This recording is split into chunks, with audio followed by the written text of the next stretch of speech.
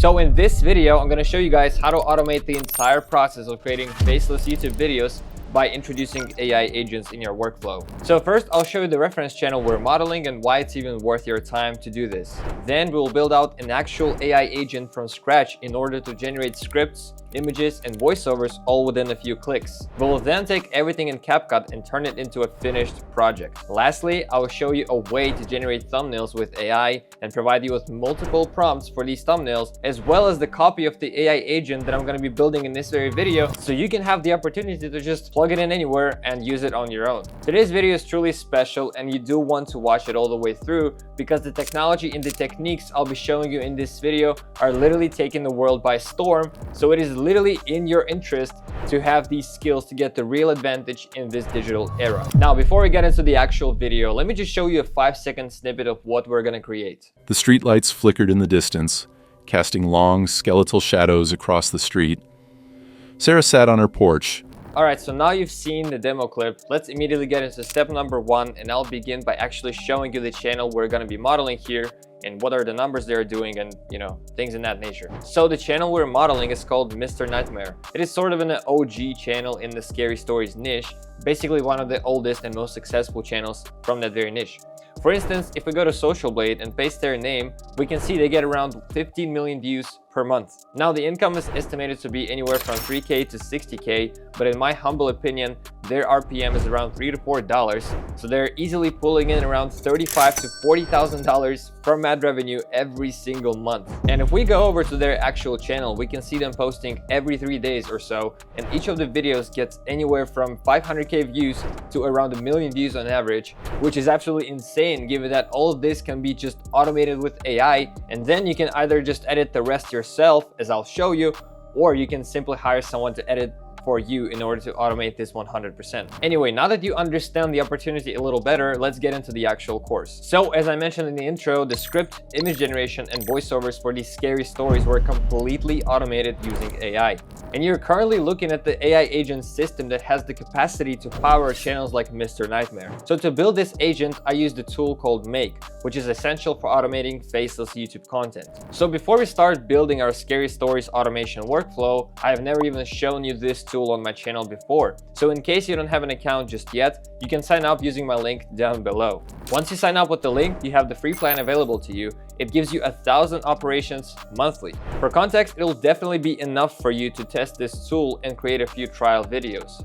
While the free plan is great for starting out, if you want to actually be able to use it at scale and publishing your videos every 3 days or so like Mr. Nightmare does, you'll need additional capacity. For that, the core plan could work just fine, which starts at around $9 a month. If you really value your time though, you can check out the Pro plan as well, which prioritizes scenarios executions, meaning your automations will just work faster in general.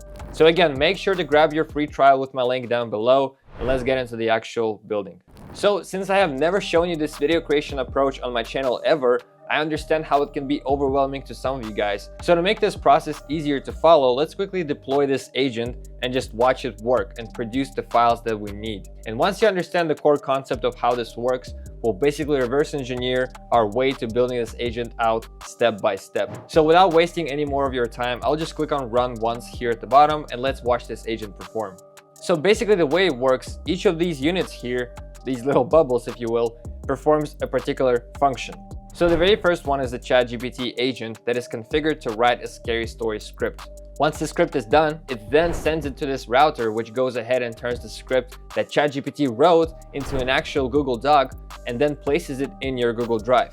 What happens afterwards is based on that script, it then goes ahead and generates prompts for the images which ChatGPT will need in order to create the actual images for our video. Okay, as you can see, this takes a few moments and it is currently configured to generate 4 images. So as you can see, it is just going to repeat this process over and over again until all the images are generated. Once they're done, they'll be placed in a Dropbox folder that you connected right here. Okay, now stay with me here. Once the upper side of the automation is basically done performing, the router at the start then sends the signal to the bottom side of the automation. What happens here is it takes our script and turns it into a voiceover using ElevenLabs APIs. And of course, once it generates the voiceover, it puts it to this Dropbox folder on our behalf.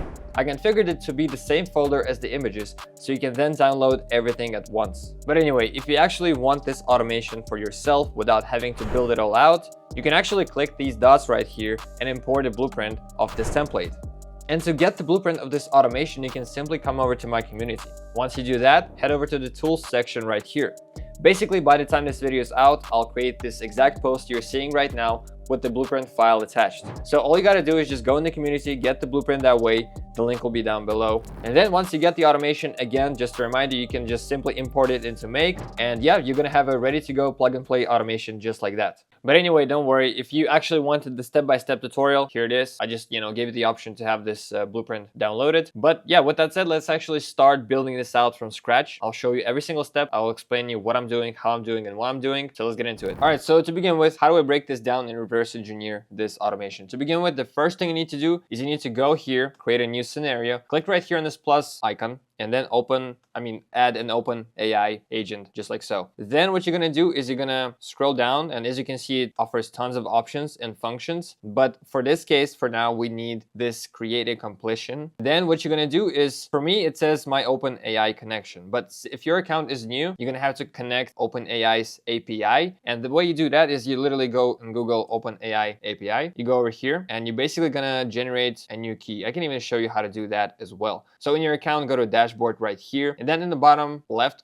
you will see API keys. You'll click on that, and then you will just go here in the right, click on create new secret key, name it whatever. I can name it Make, let's say, and then just click on create secret key, and that's your key. Just copy that, and then you'll take it over to Make and just paste that in. Once that's done, that's what you will do afterwards. You will create an agent, select the chat completion. So now for the model, you're gonna go ahead and choose ChatGPT 4.0 latest system. It's just what I choose now. Here we need to basically choose two roles. We need to add two messages right here. So I already added a message, but for you it's gonna look like this. So go right here and click on this plus icon and basically add message 1, and then you can go ahead and immediately add message 2, because for this to work, we will need to add 2 messages. So let's just go over to our previous automation. It'll be easier to just copy the prompt. But as you can see, prompt number 1, we'll just copy that and head over right here and just paste it right here. Or first, we're gonna select a role, and the role here is system. And basically when you choose this role is, it's self-explanatory, I guess. You just define, you tell ChatGPT what it is really, like what's the system configuration, if you will. And then the second role we're gonna add is actually gonna be the user, and the context we're gonna give here as well is basically the task, like what ChatGPT should actually do. So here, as you can see, we're telling it, you're a professional horror writer specializing in psychological thrillers, and then blah, blah, blah. So like we basically told it what that is and what it's capable of, in a sense, if that makes sense to you guys. And in message 2, we're telling it what to do with the knowledge and the abilities that it was given. So in this case, we're telling it to write a scary story based around the American suburbs. So another thing I did here is actually added the third role, or a third message, and the role I gave it here is the assistant. And basically what assistant does is it gives sort of a context, right? It assists. It gives the context about the whole thing we're doing here. And what I did here to give it some context is I went to the Mr. Nightmare's channel, and I just clicked on the most random video from their channel, and I clicked here on show transcript, and I basically just extracted, like the first paragraph essentially, and I put it in right here. And now it understands the context. It has something to work with. Just like that, we can now click on save, and that part of the automation is basically done. All right, so after you're done building out this first element of the automation, if we go back to take a look, the next thing we need to build out is a router. And you can think of it as something that really just signals to AI what to do, or it rather ensures that AI does certain things in the order that you want it to do the certain things. If it's overwhelming, don't worry, I'm about to show you literally right now how it works. So let's go back and to begin with, add a router. To do that, click right here on the plus sign. So it kind of just, extends this ChatGPT agent. And so to get the router, there's a lot of apps here that you could add. As you can see, you can just type in router, or it's also here available here on the right side in the quick access menu. And so right after we added it, as you can see, it says right here first and second. So basically, yeah, it's very obvious that the top line is going to be executed first, and only after the automation at the top is finished it will then, the signal basically goes back to the router, and then it starts working on the second line of your automation. But router on its own doesn't really need any configuration. So once you add it, it's kind of done. And let's immediately move on to the next step, which is let's just add our Google Doc at this point. So I'm going to click on the plus icon and type in the search doc. And I'm going to choose the one that says create a document, because essentially we're going to, make the automation create an actual brand new Google Doc file. So the first thing you need to do is, I already have my Gmail connected, but if you're a new user, you won't have anything connected. So just click on add, or, just click somewhere to add a Google account and sign in with your account. It's super straightforward. So just do that. And once you're done, right here, select your actual account that you're going to add. So the next thing you need to do, obviously, is just type in the name. The name does not matter. So I'll just put in,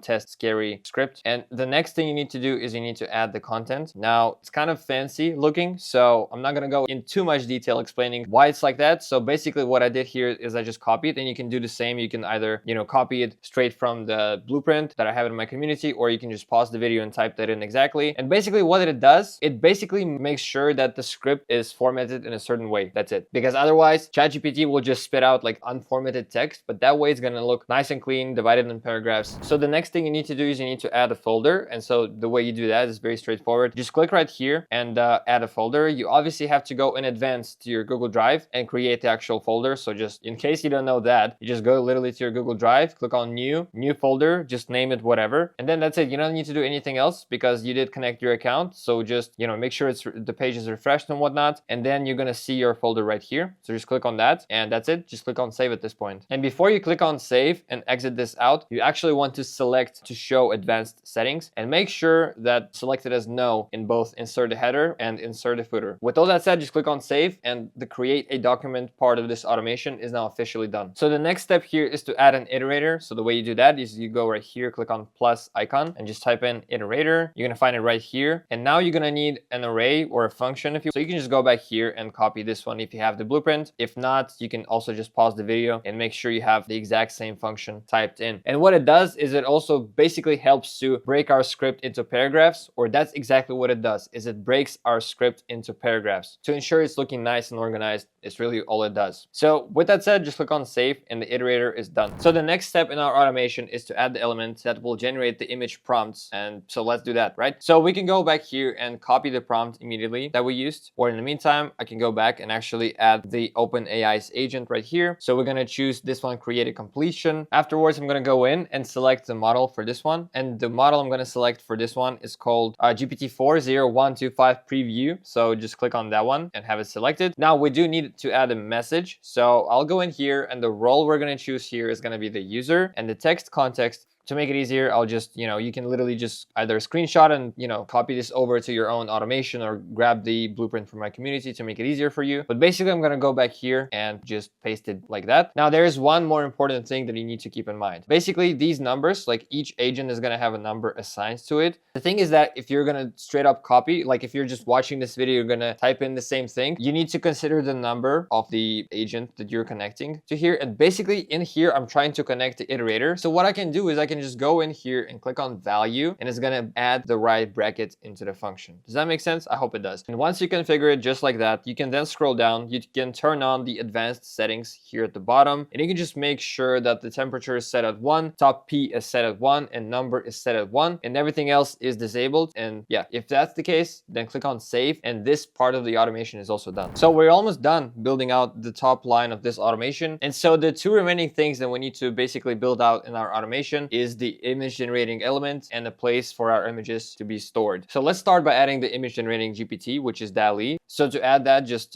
in search, type in image. You're going to see this one that says generate an image. So click on that. Then for the model here, you can choose DALL-E 3 since it's the more advanced one that OpenAI offers. And then as far as the prompt, I'm just going to go back and copy our prompt that we used here. Now this one is basically connected to the previous one because as you can see in the prompt, we're adding the value 35 result, and this one is basically numbered 35. So we're gonna do the same thing here. We're gonna paste our prompt. We will delete this function right here. And yeah, to state the obvious, similarly to the previous automation, it's gonna now be taken into consideration the results of, number 6, which is this, number 6. So I hope this by far makes sense to you guys. Now, we do need to configure some advanced settings for this one. So the first thing we need to do is we need to configure the resolution. Now, it's a bit tricky, and usually it's the other way around where you work with images, but basically to have it generated vertically, you actually need to select this one at the bottom. And if you want a horizontal image, you need to select this one. Usually it's the other way around, so that's why I'm really emphasizing it like that. But yeah, that's what you need to select in order to get those horizontal images. Now the quality, obviously keep it at HD, unless you want to have a low quality image, you choose standard. Otherwise, keep it HD, keep it at vivid image file. Those settings are alright. Just make sure you change that from basically 1024 to 1024 to this one over here. It's just super crucial. With all that said, click on save. So basically what we need to do now to finish out the top, layer of this automation is we need to add the Dropbox file, aka the place where all the images are going to go to. So basically type in drop and select here, upload a file. And similarly to Google Drive, you're going to have to connect your account. Do that. Once you do that, you need to select your folder. Now, I recommend you to actually go into your Dropbox and create an actual folder for this experiment, just to have everything organized in one place. So I did exactly that. So I'm going to click here and add a scary story folder. Now make sure this one is selected, which is OpenAI ChatGPT Whisper, like not the map, and click on save. That's it. The top layer is officially done. So now let's start building out our voiceover. And so right here, what we need to do is we need to click on the plus icon and we need to search up ElevenLabs. And once you search it up, you need to select right here, create a speech synthesis. Now, for that, you're gonna need an ElevenLabs account. As you can see, I already have mine connected. Now, to connect one, basically, you need to go to ElevenLabs. If you don't have an account with ElevenLabs as well, I'm gonna link it down below. It is a paid tool, I believe. So to actually use its APIs, you're gonna have to pay for it regardless. So you might as well use my link down below. Once you do all of that, sign up for your account, blah, blah, blah, you're gonna go to ElevenLabs. And in the bottom left corner, you're gonna click on your profile, and then you're gonna go here to API keys. So then you just click on create API key. You name it whatever, let's say make voice, and click on create. Then go ahead and copy this key. And then once you add your ElevenLabs to make, simply paste this API key right here. Click on save. I'm not going to click it because I already have mine connected. But then that's it. Once you click save, it's going to look exactly like it's looking on my screen right now. Then for voice, you're going to select a voice. Now here you can't really hear the voice you're selecting. So I'm going to choose a random one for this example. And so just then spend some time here scrolling through those voiceovers, actually listen through them, choose the one you like. Let's just say randomly, for example, I like this David voice. So I'm going to go back here in the voice and just type in David, and I'm going to choose this one. And then for the voice model, I recommend you to use 11 English V2. It's the same exact model that I use for my AI guy voiceover, in the videos where I have AI voice. That's the model I always use. So it's the best one in my opinion. Now, as for the text, we actually, we're not giving it any text, but what we're going to do is similarly to like the top line in this automation, we're going to implement the same concept. In this case, we're basically deploying the results of the automations or, sequences that happened before. So in this case, we're deploying the results of the agent number 1. Basically, the very beginning where we made the script, the very script that was made is going to be deployed to ElevenLabs. Now, let me just click on result. So to do that, to do everything I've been saying so far, click right here on result and make sure it's 1, right? Now for the stability, you can play around. So for example, you can put in number values. As you can see on the right side here, it gives you these values and that's what you can work with. So for example, you want stability to be at 95%. So you go in here and you put it at 95. All right, you get the point. I'm just going to keep it at default, and I recommend you to actually keep things at default as well. Just give it a generation, see how it turns out, and then based on that, you start tweaking your settings. Otherwise, there are no fancy settings needed for this one, really. So just click on save, and that part is done. Basically, now all we need to do is we need to connect the Dropbox. We needed to upload a file to our Dropbox. So let's do exactly that. I'm going to choose the same exact folder where our images are going to go to. So basically, once the automation is executed, everything is going to end up in the very same folder. So you can just grab everything at once and,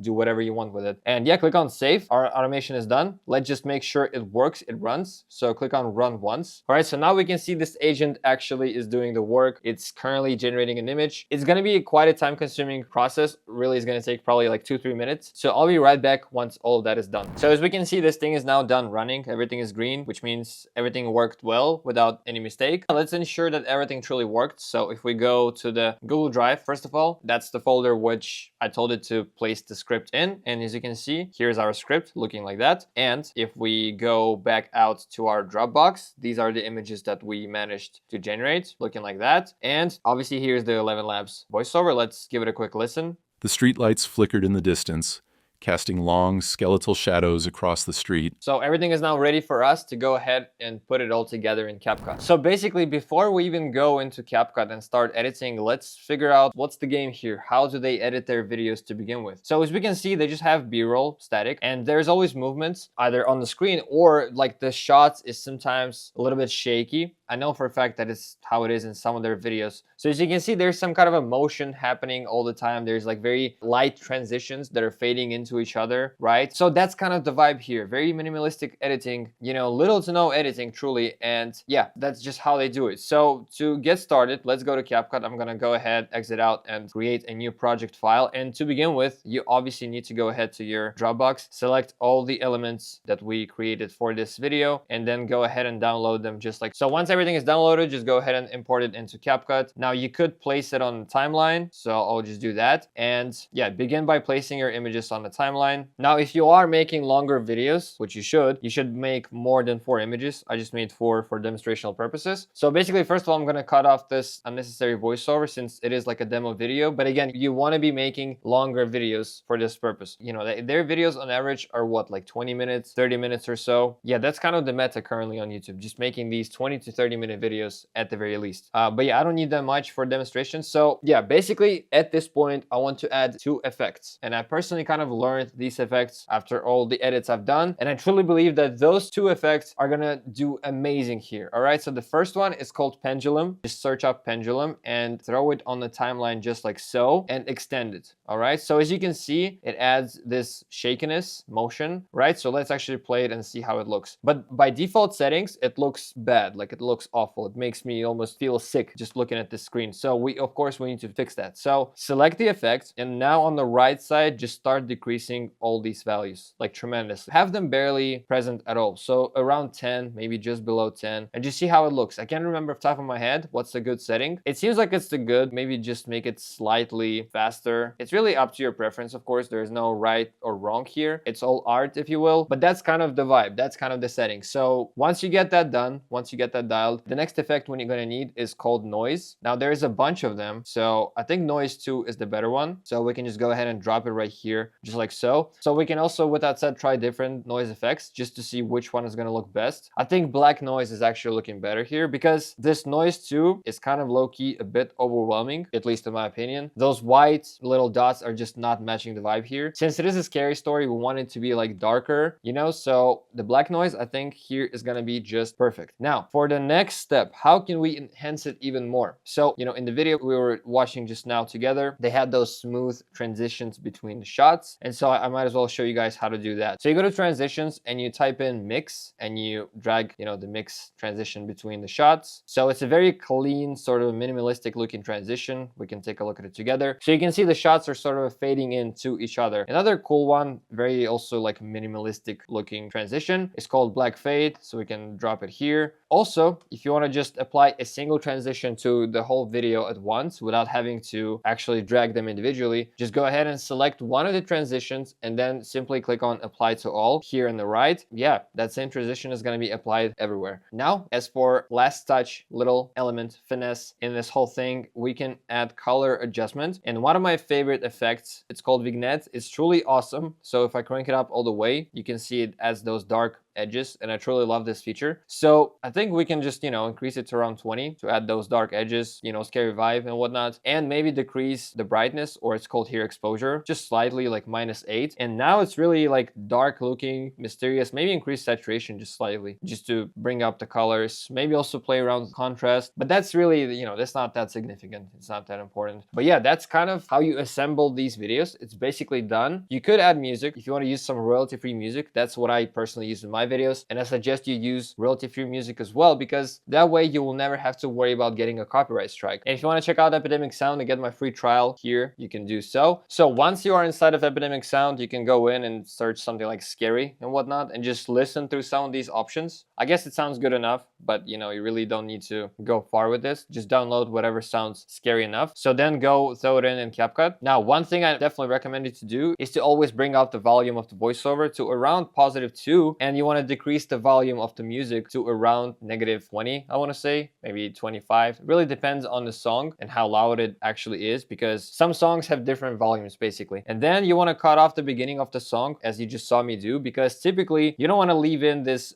build up, you know, like some songs have build up to them, so the actual music starts kind of later on within the song. So you want to cut that off, because you know, you want to engage the viewers immediately. You want to hook them in both visually and with their ears as well. It's super important. So that is why you want to cut this off towards the beginning and cut this off at the end as well. And then you could add auto captions if you chose to. You would go to text right here, and then you click on, I believe it'll be in advanced, and then you add auto captions. Just click on generate. I don't want to add them. I don't see the point. So yeah, then you just export your video and you are ready to go. Now, in order to actually logically finish this video creation process, we need a thumbnail. And so let me actually show you real quick how you can generate a thumbnail using AI for free. So to do that, I'm going to use Ideogram. Now, it is like you can pay money here, but you don't need to. They offer free credits, and yeah, it's just kind of enough. If you're going to post 3 videos a week, which is a lot, it's still enough, because these credits, as you can see, refresh per week. So truly, you can use this tool for free. And then below this video in the description, I'm going to link this exact text prompt. So you can either just, you know, pause the video and type it in yourself if you want to, or again, just copy it from the description down below. And yeah, that's the prompt that will create a thumbnail for your video. And here on the right, you could configure it more. What you need to configure to make sure is the aspect ratio is selected as 16:9. Magic prompt, you can also turn that on so that the tool can actually enhance your prompt using AI. And after your settings are configured, just click on generate. Give it a few moments. So it's been a few moments and the images are ready. And as you can see, they came out looking pretty cool. And honestly, you could use that. You could literally just download this image and use it for a thumbnail, or you can maybe tweak the prompt and get it right as you wish. Or obviously, you're not going to use the same exact prompt for every video. So you could give this prompt to ChatGPT and tell it to give you multiple variations, or you can paste this prompt into ChatGPT and then paste, you know, the title of the new video that you're making and be like, hey, tailor this prompt to the title of this video that I'm making so that it's, you know, the thumbnail is going to match the context, something like that. All right, guys, and that's all I have for today. Thank you for watching this video all the way through. Let me know if you like this format, because the format of this video is not typical for my channel. So do let me know in the comments if you liked it or not. And in general, remember, if you want to just get a template of this automation, you can simply go to my community, to the tools section, and grab it right there. And you might as well check out my community while you're at it. And with all that said, I'll see you in the next one. The streetlights flickered in the distance, casting long, skeletal shadows across the street. Sarah sat on her porch, the quiet hum of the suburban night settling around her like a heavy blanket.